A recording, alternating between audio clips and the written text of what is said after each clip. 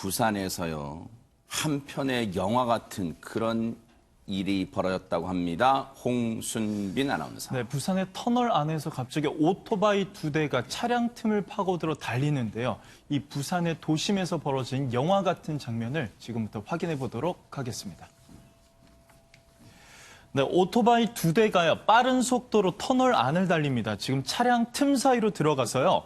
왼쪽 차량 옆으로 바짝 붙어서 다가가는데요. 어허. 지금 오토바이 2대가 흰색 차량을 따라가고 있는 장면입니다. 네. 터널을 벗어나니까 흰색 차량이 좀 간격을 벌리려고 했던 것 같은데 네. 오토바이가 좀 가까이 가기에는 상황이 여의치 않으니까 저 차량을 계속 주시하면서 달리고 있었던 거죠. 네. 그래서 이제 흰색 차량이 속도를 올리니까 오토바이들도 같이 속도를 올리다가요. 네. 조금 더 간격이 이제 좁혀지니까 오토바이가 차량에게 손짓을 하면서 뭔가 신호를 주더니 네. 앞서 달리던 승합차를 가로막고 어허. 그 사이 또 경찰이 출동을 했습니다. 어허. 경찰이 흰색 차량을 들이받아서 어허. 저 흰색 차량을 세울 수 있었습니다. 허허, 지금 무슨 일인지는 모르겠습니다만 자칫 터널 안에서도요. 충돌할 뻔했던 아찔한 장면도 연출되면서 보세요. 저렇게 오토바이가 흰색 차량과 스칠 뻔했어요. 그래서 자칫 잘못하면 큰 사고가 날 뻔했는데 대체 오윤성 교수님, 저 오토바이와 저 차량은 무슨 관련이 있길래 저렇게 추격전 비슷한 양상을 보였던 걸까요? 저 지역이 이제 부산입니다. 네. 근데 이제 그 14일 날 오후 5시 정도에, 네. 5시 반 정도에 이 50대 남성이 그 저 차에 타고 있는 운전자인데요. 네. 흉기로 그 한 여성을 위협을 해가지고 저 차에 태워서 가는 것을 바로 이 오토바이 운전하는 분들이 퀵 서비스 배달하는 분들이에요. 근데 이제 저분들이 그것을 보고 네. 바로 이제 경찰에다가 신고를 한 것뿐만 아니라 바로 저 차를 아까 보시던 것 같이 추적을 해 간 거죠. 근데 이제 저것이 어떻게 보면 이 경찰학에서 얘기하는 네. 지역사회 경찰 활동에서 커뮤니티 폴리싱이라는 게 있는데 그래요? 이 경찰과 주민이 함께하는 그 지역 치안 그 유지 활동이다라고 하는 그런 측면에서는 아주 그 바람직한 네. 그런 그 현상이라고 봅니다. 정말로 이 두 분이요, 정말 대단한 행동을 하셨어요. 앞서 영상도 보셨지만요, 본인들이 그 운전자를 추격한 과정에서 자칫 조금이라도 스치면요, 이 오토바이가 옆으로 넘어질 수도 있는 상황이었다는 생각도 들어요. 정말로 아찔한 순간이었는데, 자, 당시 범인을 검거하는 데 혁혁한 공을 세우셨던 이 두 분의 얘기 들어보시고 이어가 보도록 하겠습니다. 진짜 차에서 들고 있더라고요.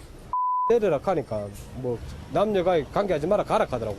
그래가지고 협박을 하면서 뭐 통화하면서 이제 계속 알려주고 뭐 경찰 쪽에서도 뭐 위성으로 계속 그걸 잡더라고요. 예, 그래가지고 뭐 빨리 뭐 좀 잡았던 것 같아요. 그냥 아무 생각 없었어요. 그냥 따라가야겠다 이 생각밖에 없었어요. 야, 저렇게 남들이 그냥 사정을 모르는 사람들이 보면요, 마치 그냥 무슨 실강이가 일어나가지고 그렇게 보복운전 비슷하게 추격하는 줄 알았을 텐데 저런 사연이 있었습니다. 그런데 홍순빈 아나운서, 검거 과정 혹시 순탄치 않았나요? 어땠습니까? 그렇습니다. 아까 순찰차가 그 흰색 차량의 운전석 쪽을 들이받아서 세우는 장면까지 봤는데 네. 검거 과정이 또 쉽지가 않았다고 그래요? 합니다. 검거 장면도 이어서 확인해 보도록 네네. 하겠습니다. 네, 바로 이 장면입니다. 지금 이제 차량과 흰색 차량과 경찰차 부딪혀 있는 상태고요. 운전자가 내리는데 지금 경찰과 뭔가 좀 실랑이가 벌어지고 있는 거예요. 건장한 저 남성이 근데 또 도망가려고 합니다. 그런데 이때 또 퀵서비스 배달원이 도움을 줘서 저렇게 검거를 할 수 있었습니다. 네. 그런데 저 남성이요, 그냥 이제 순순히 붙잡히지는 않고요. 뭐 자해를 하거나 또 이렇게 발버둥을 치는 등 검거 과정에서 경찰이 또 어려움을 겪었다고 합니다. 조금 전에 그 검거 때도 극렬 저항했습니다만 저 도로에 인도 쪽에 겨우 앉혀놨는데 보셨어요, 여러분들? 자기 머리를 저 바닥에 내리찢는 자해까지 하면서 나중에 경찰한테 뭐 이 과잉 진압했다 이런 걸 혹시 덮어씌우려고 했는지 모르겠습니다만 그런 행동까지 서슴지 않았습니다. 납치극이라뇨, 임방글 변호사님. 그러니까요. 이 남성이 저런 행동을 저지른 이유는요. 네. 이 여성이 이제 둘 사이가 연인 관계였습니다. 네. 그래서 여자친구가 이제 헤어지자라고 이야기를 했던 아하. 거예요. 거기에 격분을 해서 지금 저런 저런 범죄를 저지른 것인데요. 흉기로 위협해서 차에 태웠습니다. 네. 특수 감금에 해당되고요. 저 상황에서 또 피해 여성이 또 다친 것 같아요. 그래서 네. 특수 감금 치상 혐의로 지금 구속영장을 아하. 신청했다고 하는데요. 네. 저 죄가 굉장히 법정형이 중합니다. 사람을 감금해서 다치게 한 경우에는 1년 이상의 징역이 처하도록 그래요? 돼 있거든요. 네. 법정형만 보면 30년까지도 가능한 범죄예요. 어허. 그래서 바로 경찰이 구속영장을 신청한 것으로 보이고요. 여성 굉장히 충격받았겠죠. 그랬을 거예요. 분명히 흉기가 저희도 이제 피해자들 직접 만나보면은 흉기로 위협을 당했던 그 피해자들의 그 이후에 그 충격은 상당합니다. 거기에 그래요? 대한 공포심이 굉장하거든요. 지금 이 경찰 피해자 보호팀에 인계가 돼 있다고 해요. 그러면 이곳에서 뭐 심리 지원도 받을 수가 있습니다. 그래서 어쨌든 피해자에게는 더 큰 어떤 정신적 충격을 받지 않기를 바랍니다. 그러니까요. 이걸 다시 거슬러 올라가 보면 오윤성 교수님, 저 퀵 서비스 배달하시는 그 두 분의 정말 헌신적인 도움이 없었다면 저 여성분 어떻게 됐을지 장담 못할 것 같아요. 이번에 이제 그 경찰에서 검거하는 그 장면이 그대로 포착이 됐지 않습니까? 네. 이게 상당히 거구고 또 격렬하게 저항을 했고 네. 또 흉기를 가지고 있고 아유. 또 거기다가 이제 좀 특이한 것이 저 사람이 50대라고 합니다. 네. 그러니까 요즘에 최근에 이제 이 옛날 같은 경우는 데이트 폭력이라든가 이런 것들이 주로 이제 젊은 층을 중심으로 해서 이루어졌는데 요즘에는 이 연령에 대한 구분이 없어요. 맞아요. 그래서 네. 주로 이제 중년들도 많이 그렇게 하고요. 그리고 이제 저런 상황에서 아까 이제 좀 특이한 얘기는 옆에서 얘기를 하니까 이 남녀 관계니까 너희들은 간섭하지 말고 가라 이렇게 얘기를 했지 않습니까? 네. 그래서 이미 이제 그 납치를 했고 거기다가 이제 폭행이라든가 추가적으로 아주 극단적인 피해까지도 발생할 수 있는 그런 가능성이 있는 그런 네. 그 정말 그 죄질이 좋지 않은 그런 범죄입니다. 네. 앞서 영상 보시면요. 저 두 분, 퀵 서비스 배달하신 두 분도 있었고, 결정적으로 마지막에 저 운전자, 납치극을 벌인 운전자가 멈출 수 있었던 데에는 앞에 있던 승합차까지도 멈추면서 제동 장치를 밟으면서 도움을 주셨어요. 그래서 갈 길 딱 가로막았는데, 어쨌든 최명기 원장님, 이 두 분이 흔히 그런 말 있잖아요. 방관자 효과라고. 에이, 나 말고도 다른 사람들 도와주겠지. 만약 그랬다면 정말 큰일 날 뻔했습니다. 그러니까 저 두 분이 아니었으면 저 사람을 갖다 안전하게 체포하는 건 불가능했을 텐데요. 그랬을 거예요, 진짜. 그러니까 일단은 나는 혼자이고 상대방은 여럿이라는 것만으로도 사람들은 위축되는 효과가 있어요. 네. 왜냐하면 일단 증인이 있게 되는 거고요. 네. 그런 다음에 본인의 도주로가 차단이 되는 거고요. 네. 그런 다음에 아무리 본인의 힘이 세다고 하더라도 네. 상대방 대처하는 사람이 세 사람에서 네 사람이 넘어가게 되면은 사지를 하나씩 책임지기 때문에 아하. 본인이 위축되게 되거든요. 그럴 수 있어요. 그렇기 네. 때문에 저 두 분이 아니었으면은 아마 검거가 불가능했거나 네. 검거 과정 중에서도 아마 용의자가 자해를 하건 상당히 무리를 해서 시민들도 다칠 수 있었고 또 어쩌면 더 검거하는 경찰관도 크게 다칠 수 있었을 상황이었습니다. 정말 이 조금 전에 영상 보면 더 자세히 나오는데 오토바이 타신 퀵 배달원 분들이 두 분이셨잖아요. 한 분이 저 승합차 운전자 쪽에 먼저 다가가서 차 좀 세워달라고 그런 요청하는 손짓도 나왔네요. 아, 그런 기지도 발휘하셨어요. 근데 장희영 교수님, 경찰 입장에서도요, 이 두 분께 그냥 넘어갈 수는 없잖아요. 뭔가 좀 잘했다고 칭찬도 해드리고 그래야 되잖아요. 당연한 일이지만 경찰 입장 아니라 지금 저 일에 연루됐던 특히 저 여성 맞아요. 같은 부분 네. 또 우리 시민들도 그렇고 사건을 보는 모든 분들이 저분들에게 정말 뭐라도 줘야 되고 그러니까요. 싶은 마음이 있을 거예요. 그래서 경찰도 당연히 추격과 검거에 도움을 준 이 구영호 씨, 서상현 씨 두 분에게 표창과 포상금을 주겠다라고 밝힌 상황이고 네. 물론 표창이나 포상금도 의미는 있습니다. 어떤 뭐 기념적인 것도 될 수도 있고 또 기억할 수 있는 어떤 특별한 이벤트가 될 수도 있으니까요. 하지만 더 중요한 건 정말 저 과정이 네. 우리가 볼 때는 저기 흥미롭게 보고 있습니다만 쉽지가 않은 상황이에요. 두 분이 너무 팀워크를 잘 이뤄서 맞아요. 한 분은 경찰에 신고를 하고 또 한 분은 지금 위험하게 보였던 저 장면 자체가 조금 설명을 드리자면 왜 저렇게 오토바이가 가깝게 다가갔을까? 그 운전자에 계속 이러지 마십시오. 그 범인에게 옆으로 따라가면서 네. 차창에 다가가서 이러지 마세요. 자, 그렇게 합의를 하면서 이분이 설득을 하면서 길을 갔다고 하거든요. 근데 아하. 그것도 오토바이 운전을 하면서 설득을 한다는 것도 쉽지가 않지만 거구에 흉기를 들고 있는 범인에게 일반인이 대화를 시도한다는 것 자체가 그러네요. 사실은 정말로 쉬운 일이 아니에요. 대단한 네. 분들이고 그래서 이번 경찰의 표창과 뭐 포상금 이런 것도 물론 중요하지만 주변 분들 이렇게 우리 언론에도 알려지고 있습니다. 많은 칭찬과 격려가 함께 또 덧붙여지면 네. 좋겠다는 생각도 듭니다. 우리 두 분을 뉴스파이터가 칭찬을 안 해드릴 수가 없어요. 다시 한번 이름을 또박또박 제가 불러드릴게요. 퀵 서비스 배달을 하시는 부산 지역에서 아마 하시는 것 같아요. 구영호 씨 그리고 서상현 씨. 혹시 얼굴 좀 보여주실 수 있으면 보여주세요. 두 분 혹시라도 부산 지역에 사시는 분들요. 이 두 분 앞으로 보시면요. 구영호 씨가 굳이 따지면 한 살 형이신 것 같아요. 형님 동생 잘 지내시는 두 분 같은데 구영호 씨와 서상현 씨 보시면요. 앞으로 아이고 TV에서 잘 봤어요. 정말 훌륭하고 용감한 일 하셨어요. 앞으로 물건은 꼭 두 분께만 시킬게요. 라고 한번 또 칭찬해 주시면 정말 두 분께도 큰 격려가 될 것 같습니다. 구영호 씨, 서상현 씨, 뉴스파이터가 이 박수를 보내드리도록 하겠습니다. 고맙습니다. 우리 사회가요, 어렵게 그리고 성실하게 사는 분들한테 왜 이런 행동을 하는지 모르겠습니다. 홍순빈 아나운서. 네, 어스름한 저녁 시간에 한 남성이 길가에서 고함을 지르기 시작하는데요. 그 이후에는 어떤 일을 저질렀을지 영상으로 확인해 보도록 하겠습니다.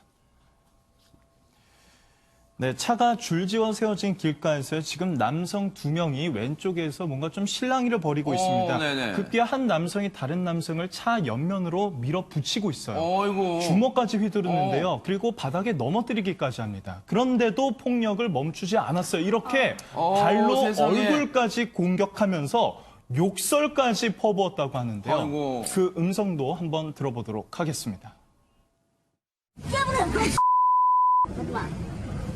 야, 죽여버렸어. 일어나. 너희들은 완전 쓰레기 같은 야. 왜 이렇게 설치냐, 너희들이. 때려 죽일 거야. 이렇게 동영상 해주면 안 되죠. 너희들이 잘못한 거야. 아니 저 사람들은 대체 무슨 관계길래 저런 몸싸움, 극한 몸싸움까지 지금 벌어진 겁니까? 지금 이제 이 가해자 같은 경우는 말이죠. 지금 이제 차를 주차를 하는 입장이고, 네. 지금 이번에 이제 맞는 분은 거기에 이제 주차 요원이에요. 네. 장애인으로 알려졌는데, 지난달 28일 날 오후 7시 정도인데요. 네. 대전 서구에 있는 한 주차장에서 술을 먹고 와가지고 주차 요금으로 5만 원을 냈다는 거예요. 네. 저희 가해자가. 네. 그러니까 사실 5만 원에 대해 가지고 이제 통상 5만 원을 주차 요금으로 내는 사람 별로 없지 않습니까? 맞아요. 그러니까 이제 좀 잔돈을 달라라고 요구를 했는데 네. 이 잔돈으로 달라고 한 그것에 대해서 본인이 화가 나가지고 돈을 던지고 행패를 부렸는데요. 네. 거기까지는 어느 정도 이렇게 끝날 수 있었었는데 네. 다시 돌아왔어요. 아하. 다시 돌아와가지고 이제 폭행을 시작을 한 건데요. 네. 조금 전에 이제 영상에서 보시는 바와 같이 폭언하고 폭행하고 그렇게 이제 사단이 난 것이죠. 네. 생각을 해보세요. 여러분도 한 번쯤은 급한 용무가 있으시면 길가 또는 공영주차장 이렇게 도로변에 설치되어 있잖아요. 주차하신 다음에 요금 결제하면은 보통 한 1,000원, 1,000원, 2,000원 미만 정도 나와요. 근데 5만 원짜리를 내밀면 주차 요금 징수 요원께서는 당황스럽잖아요. 그래서 혹시 죄송한데 잔돈이 있으시면 잔돈을 좀 내주시면 안 될까 할 수 있잖아요. 아니 그 발언했다고 지금 이런 일을 벌입니까? 그리고요 앞서 영상 속에 그 발언 들으셨죠? 장 교수님 인격적 모욕 발언을 서슴지 않습니다. 그러니까요. 제가 지금 전화긴 전해 드릴 텐데 전화하면서 제가 얼굴이 부끄러운 정도의 그러니까 이야기들인데요. 이 노상 주차장 자체가 장애인들이 운영을 하고 있는 주차장이다 보니까 네. 진짜 요금을 받고 있는 분도 장애가 있는 분이었었습니다. 그러니까 이분이 아마 평소에 가치관이 그대로 드러나지 않았나 하는 생각이 드는데 주차 요원이 여기가 원래 장애인들이 좀 하는 거라서 혹시나 실수가 있을 수 있다, 좀 불편한 게 있을 수 있다라고 이야기를 하니까 이 가해자가 장애인들은 쓰레기다.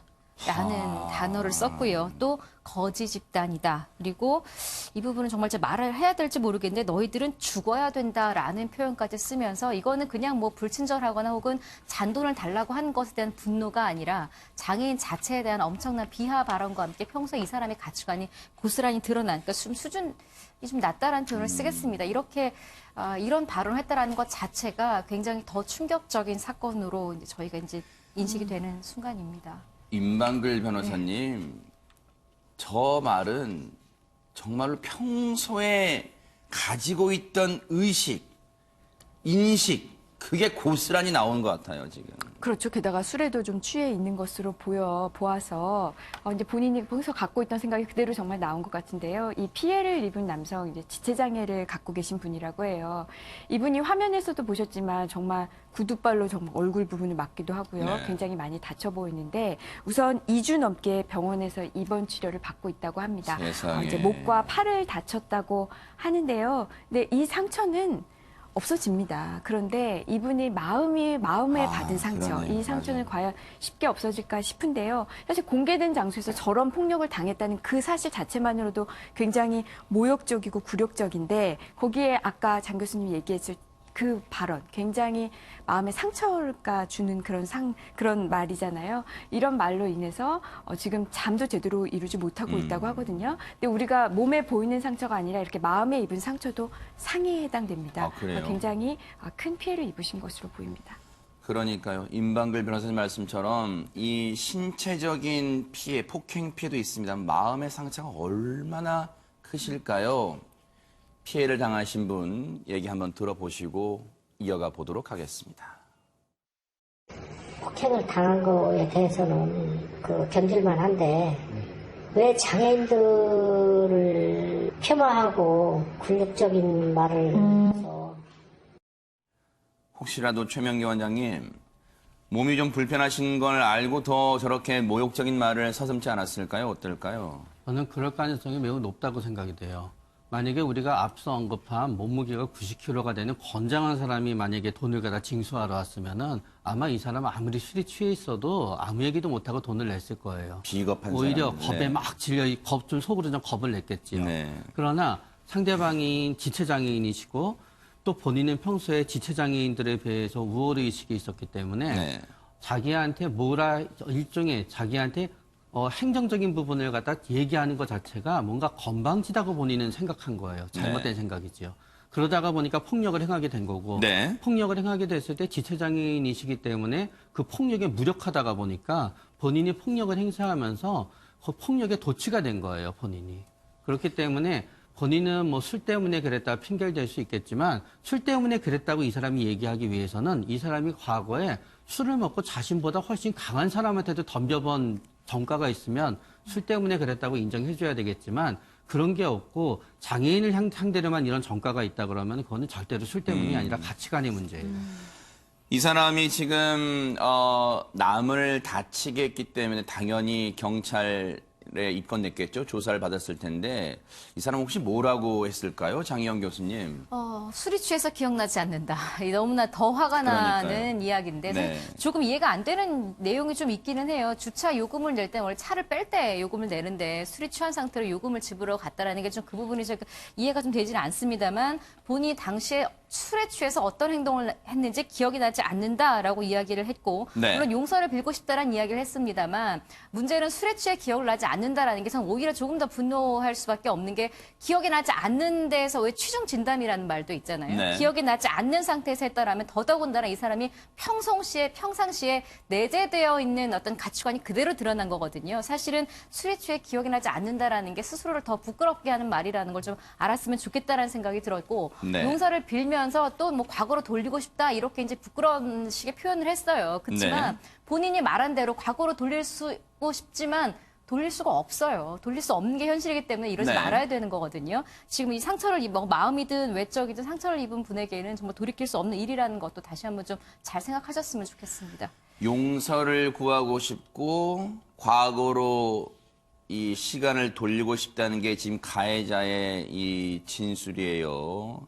그런데 오윤성 교수님 혹시라도 지금 피해자분과 무슨 합의를 좀 시도하려고 이런 좀 이렇게 분위기를 연출할 수도 있을까요? 어떻습니까? 뭐 일단 현재 본인이 처해 있는 그 상황이 별로 좋지 않으니까 네. 소나기를 좀 피해보자라고 하는 이런 생각을 하고 있는 것은 아닌지 네. 좀 걱정이 들고요.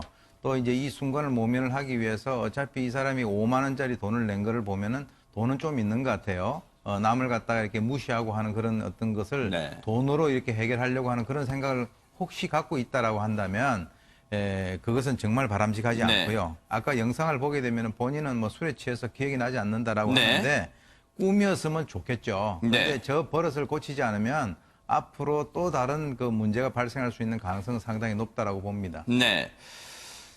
이 가해자는요, 글쎄요, 반성하는 듯한 모습은 보이고 있습니다만, 임방글 변호사님, 법이 살아있다면, 눈물이 있다면, 좀 따끔하게 죄를 물어야겠죠? 네, 죄질이 굉장히 안 좋죠. 네. 본인보다 신체적으로, 정신적으로 약한 지체 장애인에게 정말 어떠한 이유도 없이, 정당한 이유도 없이 저런 무자비한 폭력을 행사한 점 그렇죠. 굉장히 죄질이 좋지 않습니다. 네. 지금 뭐 본인의 잘못을 인정하고는 있지만 아직 피해자와의 합의 부분이 아직 남아 있고요. 만약에 피해자와 합의하고 본인이 반성하고 이렇다고 한다면 형이 좀 낮춰지겠지만 그렇지 않다고 한다면은 정식 기소될 가능성은 굉장히 높아 보입니다. 네. 유흥업을 했던 30대 사업가와 아이돌 가수, 그리고 여기에 경찰대 출신 엘리트 총경, 이 어울리지 않는 조합이 버닝썬 사태의 새로운 뇌관으로 떠오르고 있습니다. 임방글 변호사님. 네, 아마 지난주에 많은 분들이 경찰총장이 과연 누구냐라는 그러니까요. 그 질문에 굉장히 궁금해하셨을 것 같습니다. 경찰총장, 이런 직책은 없기 때문인데요. 검찰총장이냐, 경찰총장이냐, 아니면 서울지방경찰청장이냐, 이런 이야기들이 나왔고요. 네. 전직 경찰청장과 서울지방경찰청장이 나는 아니다, 관련 없다, 이런 이야기도 나왔습니다. 네. 경찰의 수사 결과 그 경찰총장이라고 불리우는 사람은 총경급, 그러니까 경찰서장급, 지방경찰청이나 이런 경찰청의 과장급 되는 사람인데요. 실체가 나왔어요? 네. 우리가 생각했던 것보다는 그런 최상위의 끝은 아니지만 그래도 네. 무궁화 네개의 굉장한 우리가 경찰의 꽃이라고 불리우는 직책입니다. 네. 지금 이 경찰총장이라고 불리우는 저 총경급 인사는요, 그 승리의 카카오톡 단체 대화방에 네. 마치 이들의 편의를 봐준 것 같은 정황이 담긴 네. 그 대화가 나옵니다. 예를 들어서 우리가 어떤 그 문제가 있는데 네. 염 엽소가 우리 업소 내부 사진을 찍어서 고발했다, 이런 식으로 했는데 네. 이걸 경찰총장이 여기에 대해서 이거 걱정하지 말아라라는 네. 취지의 이야기를 했다라는 그들만의 대화가 나와요. 네. 그래서 이걸로 보았을 때 지금 저 나오는 인사, 저 총경급 인사가 이런 편의를 봐준 거 아니냐, 네. 이런 지금 의혹이 나오고 있습니다. 지금 저 사람이요, 현직 경찰입니다. 경찰청, 쉽게 말하면 본청, 서울경찰청 말고요, 그 외에 본청이라고 말하는 경찰청에 근무하는 총경이에요. 총경이요. 앞서 우리 임방글 변호사님 말씀인 줄 잠깐 나왔지만 경찰의 꽃이라 불려요. 그만큼 달기가 어려운 계급입니다. 오윤성 교수님, 이 현직 총경이라는 사람, 근데 그동안 지내온 쭉 승진, 계급을 밟아온 것도 좀 화려했다면서 면면이 어떻습니까? 지금 이제 지난번에 이제 김태우 전 수사관이 네. 바로 이 총경을 이 경찰의 실세다라고 얘기를 했는데 네. 이제 그 과정을 쭉 이렇게 쭉 보게 되면은 좀 실세 같아요. 네. 왜 그러냐면은 이제 노무현 정부 때 청와대 경감 때 근무를 했고요. 그리고 2015년에 강남경찰서 과장으로 옵니다. 네. 사실은 이제 경찰서가 많지만은 이 강남경찰서가 어떻게 보면은 또 경찰에서도 상당히 그 요직이거든요. 네. 그리고 2016년도에 총경으로 승진을 하고 네. 2017년도에 청와대 민정수석실에 있는 그 민정비서관실의 행정관으로 파견해서 일을 하다가 네. 작년 8월 달에 경찰청으로 복귀를 했는데 네. 복귀를 하고 난 이후에 보직이 뭐냐면 인사과장이에요. 네. 그래서 이 경찰청 인사과장은 그야말로 이 경찰 모든 간부들의 인사를 총괄적으로 어떻게 보면 하는 이 실무자거든요. 네. 그냥 좌지우지한다 해도 볼 수 있잖아요. 좌지우지할 수 네. 있죠. 그래서 네. 실세라고 볼 수가 있고요. 네. 그래서 처음에는 이제 경찰 총장이라고 얘기가 나와가지고 상당히 좀 이렇게 많은 혼란이 있었는데 네. 글쎄요, 그 사람들이 경찰 직급을 잘 몰라서 그렇게 표현을 한 것인지 네. 아니면 저 사람이 앞으로 총경이긴 하지만 네. 앞으로 시기가 더 있으면 잘 나갈 거다라고 해서 네. 좀 이렇게 상징적으로 경찰총장이라고 하는 얘기를 썼는지 네. 지금 정도 와서 보니까 약간 이해는 가네요. 네. 지금 현재 경찰청에서 앞서 말씀드렸지만 근무 중이에요. 현직 총경입니다. 그런데 엊그제 주말 사이에 조사를 받았어요. 장시간 조사를 받고 앞서 영상 잠깐 나왔습니다만은 불이 나게 기자들을 따돌리는 모습도 있었는데 그 모습 한번 보시고 이어가 보도록 하겠습니다. 보도 무마 편히 봐주신 적 있으세요? 본청에 지금 현직으로 계신데 좀 한 말씀 해주세요. 네. 오늘 조사 뭐 어떻게 받으셨어요? 조직에 누를 끼쳤다고 생각. 어떻게 알게 되신 거예요? 정준영 씨랑은? 정준영 모릅니다. 그럼 그 유모 씨라고 지금 나오신 모르세요? 정준영 모릅니다. 일단 조직에 누를 끼쳤다는 표현을 했습니다만 들으신 것처럼 그것도 뭐 알듯 모를 듯한 마스크를 쓰고 있어가지고요. 그런데 이 유착 혐의 부분에 대해서는 완강하게 부인했다면서요, 장 교수님? 네, 부인을 했습니다. 근데 뭐 인정한 본인이 스스로 인정한 부분들이 있어요. 같이 골프도 쳤고 밥도 네. 먹었고 다 인정을 했어요. 알고 네. 지내는 친분도 인정을 했고. 그런데 지금 말씀하신 이제 그런 내용이 나오다 보니까 아까 앵커님 오프닝 들으신 분들은 기억하실지 모르겠는데 술은 마셨지만 음주운전은 안 했다. 이제 이런 비아냥 섞인 해석도 나오고 있는 부분인데 네. 일단 A 총경 이는 유모 씨, 유 대표가 같이 카톡방에 있던 승리 씨나 아까 뭐 최 씨나 최종훈 씨나 유 대표나 이런 사람들과 함께 알고 지냈다, 친분을 인정을 했습니다. 골프장도 갔고 식사를 했다. 그렇지만 네. 지금부터 이제 부인인데요. 네. 돈을 받지도 않았고 돈을 받지 않았기 때문에 유 대표에 의해서 어떤 이 사람들을 위한 영향력을 행사하지 않았다라는 건데 전반적으로 이 얘기가 왜 앞뒤가 전혀 맞지 않냐 하면 네. 그럼 이 사람들이 그냥 평소에 친구였어요. 골프 치러 왜 갔습니까? 식사 왜 했습니까? 식사를 한 이유가 중요한데 네. 2017년에 유 대표라는 사람이 윤모 총경을 승리 씨에게 소개를 시켜주는데 네. 윤모 총경과 승리를 소개하는 이 과정에 이제 호텔에서 밥을 여러 차례 먹었습니다. 그러니까 승리를 유 총경에게 소개시켜주면서 서로 이제 소개하는 자리니까 이 사람 연예인 승리다, 가수다라고 이야기를 했을 테고 이 사람이 현직 경찰인데 뭐 이런 화려한 이력도 있고 뭐 경찰에서 뭐 실세다 이런 얘기를 서로 하지 않았겠습니까? 네. 근데 이후에 승리 씨 역시 이 사람 만난 적은 있는데 이 사람이 경찰인 줄 몰랐다. 이것도 승리 씨도 사실은 말이 안 되는 부분이고요. 네. 소개를 받았는데 직업을 몰랐다? 말이 안 되잖아요. 그럼 네. 직업을 뭐라고 합니까? 김명주 씨가 MBN에 다니고 이런 얘기를 안 하는 게 어떤 소개가 될 수가 있겠어요. 네. 승리 씨도 말도 안 될 뿐더러 윤모 총경도 골프를 같이 치긴 했는데 비용을 각자 냈다. 누구를 소개시켜주고 앞으로 잘 부탁드립니다 하는 자리에 골프를 각자 냈다라는 것도 누가 봐도 상식적으로는 좀 이해가 안 되는 부분이고 네. 심지어 식사비는 이 윤총경 말입니다. 내가 계산했다. 네. 유 대표가 승리를 윤총경에 소개시켜주는 자리면 밥을 냈으면 승리가 냈건 유 대표가 냈겠죠. 윤총경이 내가 밥을 다 냈다라고 또 이야기를 했습니다. 물론 이건 조사를 해봐야 되는 부분이에요. 조사는 다 나와요, 이거는. 식사비를 저 사람 냈을 수도 있겠지만 네. 그럼 그 돈이 또 다른 경로로 어떤 식으로 돈 거래가 있었는지도 분명히 밝혀야 되는 부분이고요. 네. 여러 가지로 지금 윤총경 입장에서는 본인은 혐의를 다 부인하고 있는 상황이긴 합니다만 네. 과연 얼마나 이 얘기가 신뢰성 있게 시청자분들이나 국민들에게 다가올지 의문입니다. 뭐 식사비 계산한 거 그날 뭐 날짜 대략적인 날짜만 해도 카드 내역 쫙 하면 다 나오죠. 그런 거니까 물론 지금 이건 핵심은 아니에요. 일단 이 부분은 지금 뒤를 봐줬냐 지금 그런 거니까요. 지금 그런데 그러면 최명규 원장님 지금 윤까지만 밝힙니다. 성까지 밝힐게요. 윤모 총경이라는 사람 입장에서는 그럼 마치 아이돌 팬들처럼 승리 보고 싶었어 이래서 만난 거예요, 승리를? 그럴 리는 없을 것 같아요. 왜냐하면 본인의 지위가 올라갈수록 모든 사람들은 자기도 뭔가 유명하거나 VIP랑 어울린다는 것을 통해서 뭔가 자신의 가치가 올라간다는 걸 확인하고 싶어지는 경우도 있지요. 네. 그러나 그러기에도 유흥업을 하는 유 대표라는 사람은 내가 이런 사람을 알아라고 떳떳이 자랑하기에도 그분 떨어져요. 네. 그런 점에 있어서 그런다면 유 대표라는 사람이 유흥업을 하고 이런 결국 관계가 본인한테 필요하다는 걸 알았다 그러면은 어느 정도 총경이 될 정도면은 유 대표라는 사람이 아무런 이유 없이 자기를 만나자고 하진 않았을 거라고 알고 있고요. 네. 본인이 결국 일종의 자발적으로 이용당했을 가능성이 있지요. 네. 이 자리는 유 대표 입장에서 양쪽을 양면으로 이익이 되는 과시가 되는데요. 네. 일단 승리 씨의 어떤 도움을 받기 위해서는 승리 씨한테 승리 씨가 나랑 위험한 일을 하더라도 나는 뒤를 갖다 봐줄 수 있는 사람이 있어. 실제로 봐주든 안 봐주든. 네. 그렇기 때문에 총경을 갖다 이용하게 되는 거예요. 네. 그리고 총경의 입장에서도 또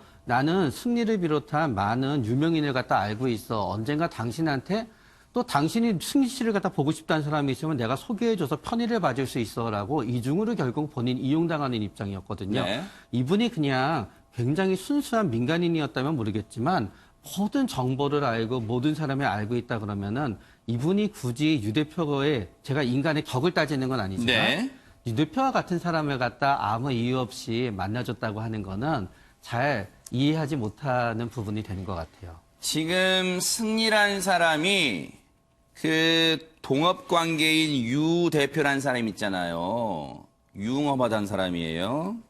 이 동업 관계의 승리란 사람과는 2017년에 그 유모 씨의 소개로 만났다 그랬잖아요. 한 3차례 만났대요. 밥 먹었대요. 그 날짜 2017년이죠. 앞서 2017년 관련 그 윤총경 그때 그 어떤 데 있었는가 그 일지 좀 보여주세요. 2017년에 이 사람이 뭘 하고 있었는가 보여드릴게요. 앞서 강남경찰서 근무했을 때 2015년입니다. 그때는 생활안전과장이 뭐냐면 클럽, 유흥업소 이런 거 단속하는 업무가 생활안전과장이에요. 2015년이에요 이게. 그리고 2017년에 이런 거 연도를 쏘면 좋잖아요. 연도를 쏘면 좋잖아요. 시청자 여러분들한테 좋잖아요. 2017년에 청와대 민정실에 근무합니다. 그리고 2018년에 경찰청 본청으로 와요. 그런 스토리를 알아야 됩니다. 그래서 2017년에 어디 있었냐? 청와대 민정실에 근무해요. 2016년에 그 뭐하고 있었냐? 총경으로 2016년에 총경으로 승진해요. 그때 그래서 강남서를 떠납니다. 16년에는 총경 승진해서 교육을 받고 있어가지고 강남경찰서에 떠나요. 2017년에 청와대로 들어옵니다. 파견 가요. 그리고 2018년에 본청으로 갑니다. 본청으로 복귀합니다. 이런 스토리를 제가 알려드릴게요. 그러면 2017년에 승리가 3차례 만났다는 2017년은 뭡니까? 청와대에서 민정수석실에 파견 근무 가기 전 때입니다. 이까지 정리해드릴게요. 자, 그런데 이 사람들은 어떤 사이냐? 경찰총장이라고 단톡방에 등장했던 임방글 변호사님. 그때 이 사람에게 뭔가 이 사람이 영향력 있는 것처럼 그들은 대화를 나눴다면서 그 내용 좀 다시 한번 짚어보도록 하겠습니다. 우선 이 대화자들 중에 한 명이 이렇게 얘기합니다. 어제 그 땡땡이, 이게 이제 유모 씨인데요. 이 사람이 이 총경급 이 인사와 밀접하게 관련돼 있는 사람이죠. 이 사람이 경찰총장이라고 문자를 하는 것을 봤다. 네. 근데 누가 찌른 것도 다 해결될 듯 이제 이런 취지의 이야기를 합니다. 네. 그러면서 뭐라고 했는데 그러냐? 그러니까는 그 사람이 다른 가게에서 우리 그 가게의 사진 내부를 찍고 고발을 했지만 네. 여기에 대해서 이 총장은 이거 시샘에서 그런 거다. 네. 걱정하지 말아라. 다 해결해 준다. 뭐 이런 식의 이야기였다고 해요. 네. 근데 이제 언론에서 보도된 거에 의하면 이제 승리 씨와 그 친구들, 지인들이 만든 그것은 그 업소는 클럽과 거의 유사하다고 해요. 네. 그러면 손님들이 노래도 부르고 뭐 이렇게 춤을 출 수 있는 그런 공간입니다. 네. 이거는 우리 법상 이것은 유흥업소예요. 손님이 춤을 추면은 유흥업소입니다. 그런데 유흥업소는 허가를 받아야 되거든요. 근데 그렇지 않고 일반 음식점은 그냥 신고만 하면 됩니다. 일반 음식점은 그냥 음식을 주려 먹고 술은 그냥 반주나 뭐 이런 식으로 먹는 데죠. 이런 데로 신고를 하고 거의 클럽과 같은 형태로 운영을 한다라는 거예요. 네. 그러니까 이런 점에 근데 일반 음식점으로 그렇게 신고를 하고 유흥업소처럼 이렇게 운영을 해왔던 것 같은데 이걸 이제 다른 가게에서 문제를 삼은 것 같아요. 네. 그러니까 총장이 걱정하지 말라고 했다. 네. 해결을 해주겠다고 했다. 이런 식의 이제 대화가 오갔던 거죠. 네. 그런데요, 뭐 해당 매체를 밝혔고요. SBS가 무슨 보도를 했냐면, 단독 보도를 했냐면, 이 사람들이 이 단톡방에 8명 등장하잖아요. 이 사람들은 이미 이른바 자기들의 경찰총장이라고 칭하는 그 사람이 윤모 총경인 거를 알고 있었어요, 이미. 그러면서 SBS 취재진이 접촉을 하니까 그 사람의 사진까지 버젓이 보여줬다는 거예요, 기자한테. 존재를 알고 있는 거예요, 이 사람들은. 보세요. 대화에 나오는 경찰총장 누구냐? 이게 단톡방 보도 있기 전에 물어봤다는 거예요. 그랬더니 대화방 참가자 8명 중 1명이 윤 총경 사진을 떡하니 보여주면서 이 사람입니다. 했다는 거예요. 8명은 알고 있다는 거. 존재는 물론이고 생김새, 이 사람이 뭐 하는지도 알았을 거 아니에요. 추정이지만. 그렇다면 그런데 장 교수님, 강남서 생활안전과장 하다가 윤 총경이 2010년에 승진해서 강남서 떠나지만 저 때 승리와 윤모 씨가 승리가 동업을 하던 어떤 가게가 문제가 됐을 때 앞서 그 카톡 내용 우리 임방글 변호사님 소개해줬던 그게 가게가 문제가 됐을 때 본인이 뭔가 좀 영향력을 행사하려는 정황도 보도가 됐죠. 어떤 내용입니까, 이게 지금? 네, 지금 이제 조사가 들어가다 보니까 이 사람이 강남경찰서에 있다가 강남경찰서 자체가 워낙 유흥업소가 많다 보니까 이런 일들이 비일비재하게 있었던 것이고 그 뒤를 봐줬다라는 정황이 있다 보니까 이제 관할 경찰서 이제 직원분들 다 불러 조사를 하지 않았겠습니까? 그 과정에 나온 내용인데 이 사람이 강남경찰서에 있다가 총경으로 승진이 돼서 강남경찰서를 떠난 이후에도 강남에서 이런 일들이 있을 때 뒤를 봐줘야 되니 그 남아있는 강남경찰서 그 다른 직원들에게 다른 경찰들에게 뒤를 좀 봐달라라고 이제 부탁을 한 단서가 포착이 됐다라는 결과가 이제 보도 결과 나왔습니다. 네. 이 자체가 본인이 영향력이 그만큼 점점 승진을 하고 청와대로 들어가고 여러 가지 점점 자신의 위치가 커지면 커질수록 아마 자신이 내부에서 아마 이러다 보니까 또 경찰총장이라는 말까지 듣지 않나 싶기도 한데 네. 떠나온 전 직장에 있는 경찰들까지도 좌지우지하면서 승리나 뭐 이런 유흥업소뿐만 아니라 다른 유흥업소들 본인이 이제 관리해주던 데까지 좀 단속을 소홀히 하거나 엄연한 불법이거든요. 지금 나온 거는 일반 음식점, 유흥업소인데 일반 음식점으로 신고를 하고 영업을 했다는 것 자체는 엄청난 불법인데 이런 것들도 다 그냥 말 한마디로 봐줄 정도의 일들을 남은 경찰들에게도 지시를 했다. 뒤를 네. 좀 봐달라라고 한 정황이 포착이 됐습니다. 근데요, 오윤성 교수님, 이 윤 총경이라는 사람이 15일 날 이제 이 늦게까지 조사받고 아까 나오는 모습 저희가 보여드렸잖아요. 그런데 그저께 16일자로 일단 대기 발령 상태가 됐어요. 그런데 더 충격적인 게 민감용 경찰청장이 엊그저께 갑자기 기자간담회를 여러 가지 자청해가지고 이번 사건 경찰에 명운을 걸고 해결하겠다고 했는데 이 윤 총경이 민감용 경찰청장의 핵심 측근이랍니다, 지금. 이거 어떻게 돼야 됩니까? 글쎄요, 지금 이제 그 뭐 핵심 측근이라고 하는 것은 이제 보도를 통해서 이제 그렇게 얘기가 되고 있는 것인데 네. 핵심 측근이면 측근일수록 오히려 읍참마속의 그 심정으로 해서 지금 아까 이제 윤 총경이 이런 얘기를 했습니다. 조직에 누를 끼쳤다라고 얘기를 했잖아요. 네. 근데 사실은 그 조직에 누를 끼쳤다라고 하는 그 행위를 하는 과정에서 경찰청에 보고를 하고 한 것은 아니라는 거죠. 본인의 어떤 개인적인 그런 상황에서 얘기를 한 것인데 네. 지금 이제 있는 대로 그야말로 경찰의 명운을 걸고 수사를 해야 될 것이고요. 네. 제대로 하지 않으면은 이 후폭풍이 엄청날 거라고 저는 봅니다. 네. 예, 왜 그러냐면 일단 이제 국민의 비난을 받게 될 것이고요. 네. 만약에 경찰의 수사가 미진하다, 즉 어떤 그 봐주기 수사를 하게 된다라고 한다면 어차피 그 수사는 이제 검찰로 넘어가게 될 텐데 검찰로 넘어가서 추가적인 것이 밝혀지는 것보다는 네. 아예 경찰 자체에서 수사를 하는 그 과정에서 명명백백하게 그 오히려 더 밝히는 것이 어떤 의미에서는 그 경찰 조직을 살리는 것이 아니냐. 네. 이렇게 경찰 조직에 누를 끼친 상황에서 이것을 어떤 식으로 수습하느냐라고 하는 것은 경찰이 수사를 하고 있는 그 모습들을 국민들이 지켜볼 것이다. 이렇게 생각을 하시면 되겠습니다. 그러니까요. 이게 지금 대기 발령 상태지만 이게 수사가 진행되면 진행될수록 저 윤 총경의 신분이 지금은 그냥 대기 발령 상태입니다만 과연 수사 과정에서 어떻게 신분이 바뀔지도 몰라요. 뉴스파이터 계속 따라붙어 볼게요. 그런데 주말 토요일 날에 오전에 서울경찰청 광역수사대에 다시 불려 나온 사람이 있어요.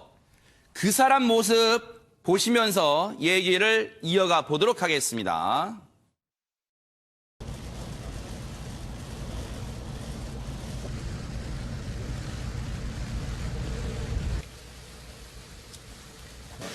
성실히 잘 받겠습니다. 일단 사회적으로 무리를 일으켜서 죄송합니다. 성실히 조사 잘 받겠습니다. 성관계 동영상 유포 혐의 인정하십니까? 죄송합니다. 음주운전 보도 막으려고 경찰에 청탁한 거 인정하십니까? 아닙니다.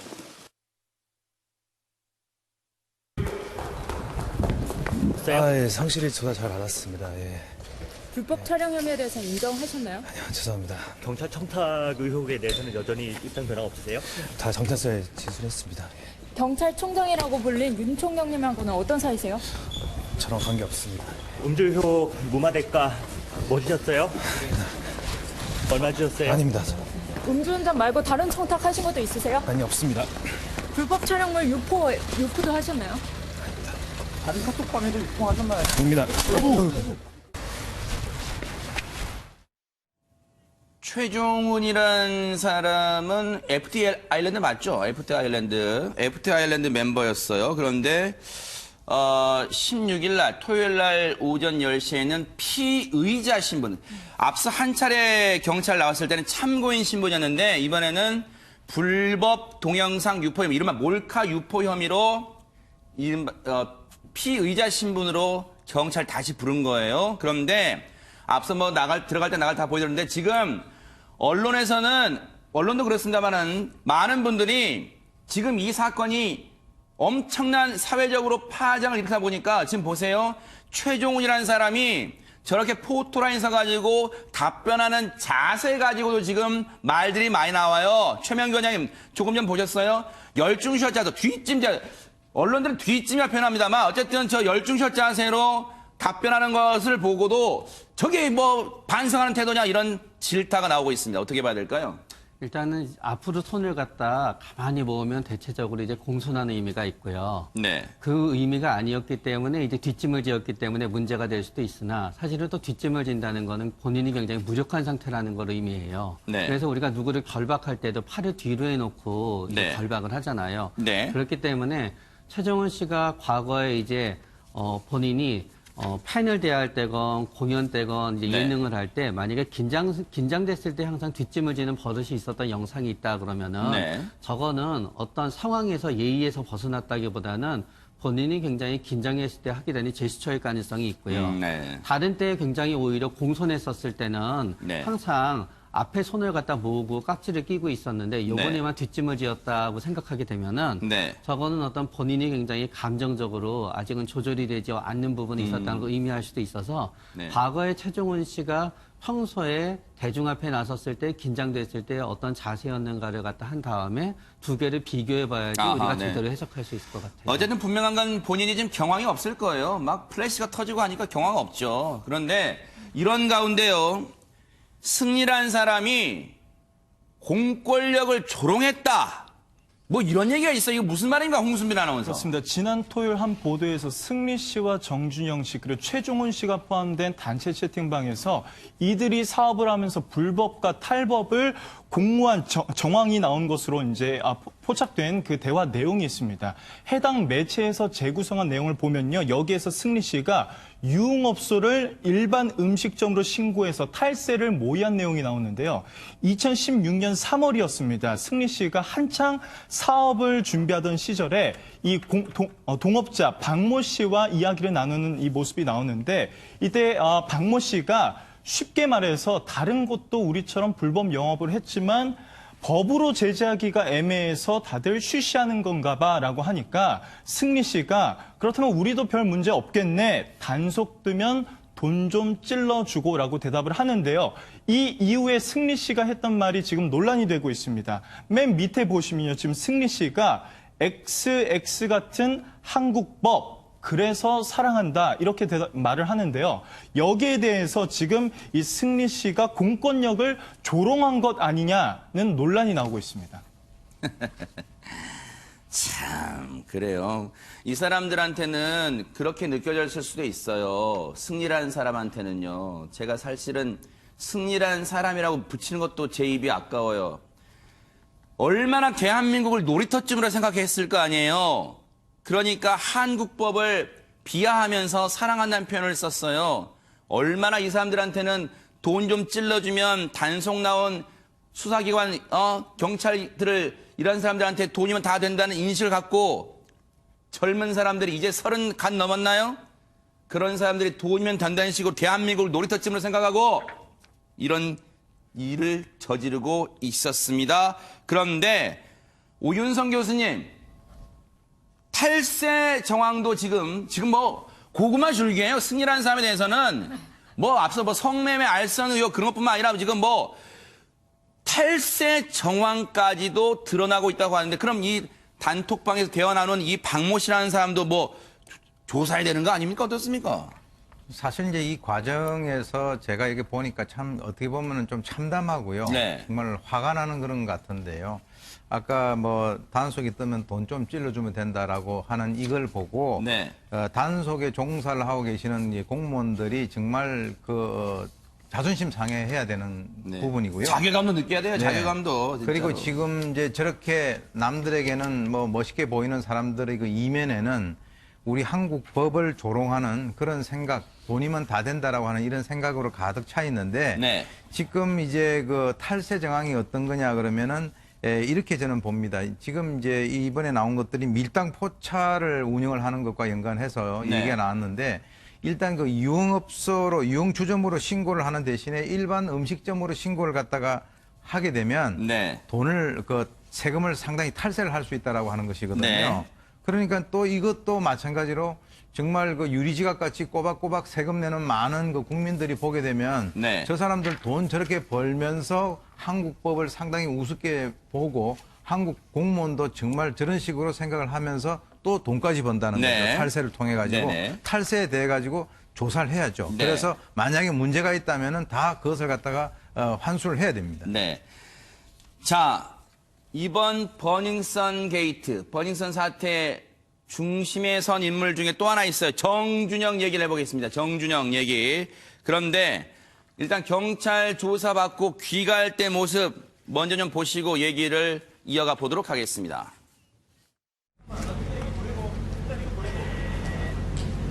정말 죄송하게 생각하고요. 조사 성실히 솔직하게 진술했습니다. 그리고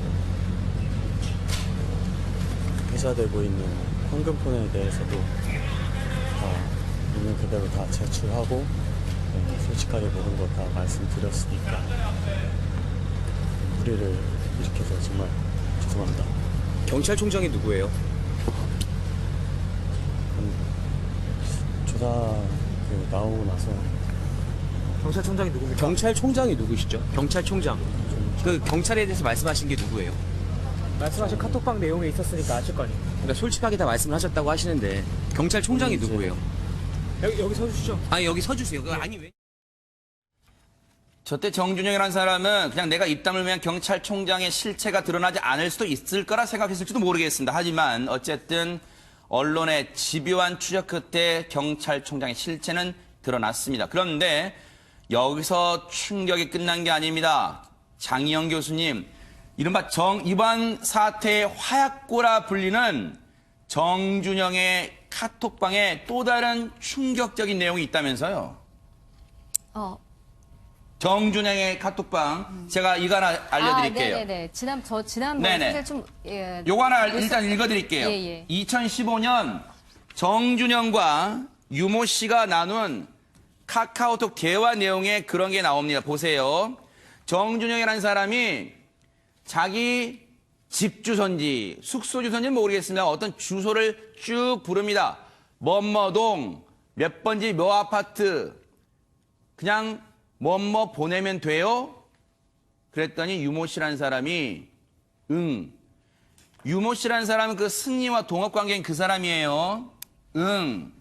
이 사람 단톡방 같이 있죠? 네. 비싼 XX인가 봐요. 응. 크크크 웃습니다. 오케이 지금 와요? 응. 30분에 갈 거야. 30분 후. 그런데 30분 후 지나도 안 왔나 봐요. 뭐가? 형. 선물 왜 안 와요? 이게 뭐냐면 여성 저 유모 씨라는 사람이 정준영 집인지 어디가 잠시 머무는 건지는 모르겠습니다만은 정준영이 알려준 숙소로 여성을 가라고 했다는 겁니다. 임방글 변호사님 그렇게 되면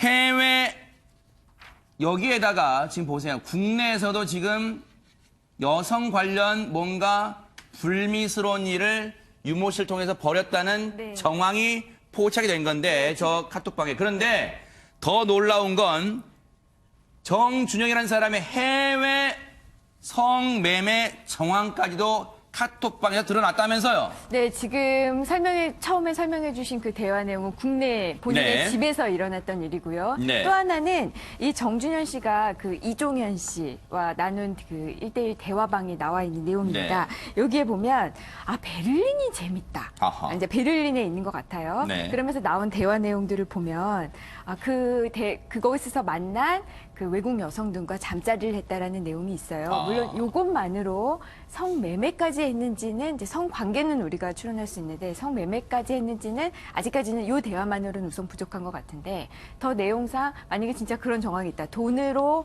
이 여성들을 성을 매수했다라는 게 드러난다면은 이게 외국에서 외국 여성을 상대로 한 행위지만 정준현 씨는 국적이 한국 사람이지 않습니까? 네. 그렇다고 한다면은 우리 법으로 처벌이 가능합니다. 네. 물론 두 사람 대화에서 정말로 성매매라고 단정 짓지는 못하겠지만 베를린에 그 예능 촬영차 갔었대요. 이 기사에 의하면요. 그때 XX들이랑 참 이런 표현을 제가 해야 됩니까? XX 놀았어. 그랬더니 이종현이라는 사람이 그런 표현을 쓰면서 맞장구 칩니다. 미친. 그러면서 잤냐고 물음표를 하면서 물어봤더니 정준현이라는 사람이 하면서 크크 그래요. 자, 여러분들의 시야가 안구가 오염될까 봐 여기서 그칠게요. 이 내용은요. 그런데 장 교수님, 버닝썬 불똥이요. 여기서만 그치는 게 아니라 우리가 정말 익숙하게 알고 있던 이 연예인 2명에까지 지금 미치고 있습니다. 그 얘기 좀 해 주십시오. 예, 배우 차태현 씨와 개그맨 네. 김준호 씨입니다. 프로그램이 아예 문을 닫을 정도의 충격적인 사건으로 커졌는데요. 네. 아마도 승리 사건에서 대화방을 보다 보니까 정준호 씨까지도 갔고 아마도 정준호 씨를 보다 보니까 정준호 씨가 프로그램에 참여하고 있는 어떤 그분들의 대화 내용을 함께 본 것 같은데 문제는 같은 프로그램에 출연하고 있는 차태현 씨와 김준호 씨가 거액의 내기 골프를 쳤다라는 정황이 또 드러났습니다. 네. 실제로도 대화방 내용에 있던 내용이 복원이 된 건데 네. 단체 대화방 내에서 차태현 씨가 2016년 7월에 5만 원권 수십 장이 있는 사진을 올리고는 김준호 씨 등과 내기 골프를 쳐서 딴 돈이다라고 단톡방에 자랑을 합니다. 네. 그러니까 이제 준호 씨 돈을 땄다라는 거, 김준호 씨 돈을 땄다라는 것처럼 하니까 우리 준호 형 돈도 없는데라고 정준영 씨가 또 이제 답변을 하고요. 그다음에 차태현 씨가 한 내용이 거의 신고하면 쇠고랑이지. 그러니까 스스로 이게 거액의 내기 골프를 치는 것 자체가 불법이다라는 걸 인지한 듯한 이야기를 하는데요. 문제는 그로부터 18일 이후 7월 19일에 또다시 10,000원권 저렇게 돈다발 사진을 쫙 올리면서 오늘은 준호 형 260만 원 땄다. 그러니까 준호 형도 오늘은 돈을 땄고 나는 225만 원을 땄다. 이런 식의 이제 둘 다 돈을 땄다라는 그러니까 내기를 했다라는 것을 시인할 수밖에 없는 네. 단체방 대화 내용이 이제 공개가 되면서 이들이 이렇게 촬영 다니면서 불법 행위를 자행한 것이 아니냐 또다시 충격적으로 이제 국민들에게 다가오고 있습니다. 이거는 오윤성 교수님, 글쎄요, 이거는 법에 저촉이 됩니까? 어떻습니까? 사실 이제 이 내기 골프와 관련돼 가지고 이제 도박과 관련돼서는 일단 그 재물과 우연성 그리고 이제 상대방이 있어야 된다라고 하는 이 조건이 있는데요. 네. 사실 이제 이것에 대해서는 명확한 어떤 기준이 없어 가지고 판례에 의존을 할 수밖에 없습니다. 네. 그런데 이제 지금 2006년도 판례를 보게 되면은 각자 핸디캡을 정하고 홀마다 또는 나인홀마다 별도 돈을 걸고 26회 내지 32회에 걸쳐서 내기 골프를 한 사람들에 대해 가지고는 도박죄에 해당이 된다라고 해가지고 유죄 판결을 내린 그런 그 판례가 있거든요. 네. 그래서 지금 이제 이와 연관돼 가지고는 연령이라든가 직업이라든가 도박의 장소, 시간, 횟수 그리고 도박으로 인한 그 이득의 용도라든지 함께한 사람들의 관계라든가 이런 여러 가지 것들을 전부 다 고려를 해가지고 네. 이것이 이제 그 죄에 해당이 되는지 안 되는지 그것을 이제 결정을 하는 것인데요. 지금 이런 것들은 지금 돈의 액수라든가 이런 것들을 보게 된다면 글쎄요 상습성까지 포함이 된다면 입건은 충분히 할 수 있다라고 저는 봅니다. 네. 일단은 내사를 하고 있어요. 경찰이요.